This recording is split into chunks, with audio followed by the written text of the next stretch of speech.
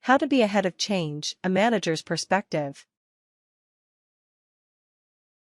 The funny thing about people who resist change is that they seem to spend their time mostly looking forward to the past.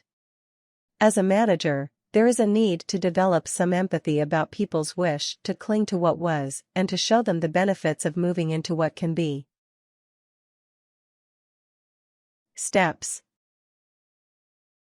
1. Be aware that every change has a cost. This cost applies even to the frontline managers charged with implementing the change event. The questions running through your mind possibly include, what is it? How do I feel? And it's possible that you're saying to yourself something like, I can't assist others if I am still wrapped up in my own resistance level. 2. Know your own feelings about the change ahead. Consider how you feel about the upcoming change and express it in your own words. Write down some key points of these feelings that you will be comfortable sharing with others later. 3. Anticipate resistance. It is perfectly normal and it is simply part of the process. Expecting it means that you'll be prepared with ways to work around it. 4. Explain the change to your team. Remember that you wrote down your feelings about the change?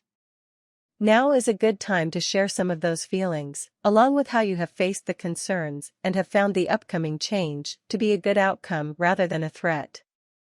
After discussing the elements of change with your team, discuss with your team members one so that you are giving individual attention to unique concerns. In advance, have reasons already prepared to talk about how the upcoming change will benefit the individual involved. If there is no benefit, be honest about what will happen and how the firm intends to support the person in question. 5. Work with good business reasons. Have all the reasons ready and be specific and focused. 6. Seek to reduce the uncertainty that often comes ahead of the change.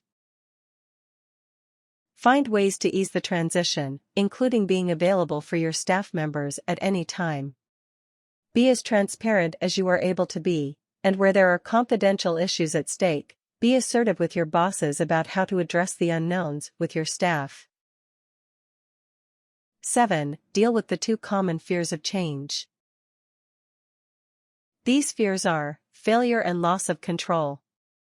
Appeal to a person's need and how the change will help him, her in the long run, or even the short term.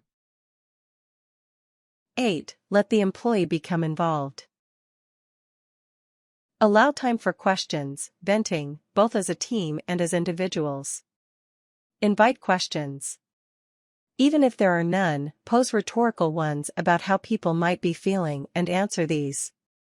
Make it clear that there is no such thing as a stupid questions, and there is always a right time to ask questions. 9. Acknowledge people's interpretations of the change event as valid. 10. Create a reward system that is in proportion to the change event. 11. Set up a system to monitor the impact of the change event. 12. Communicate.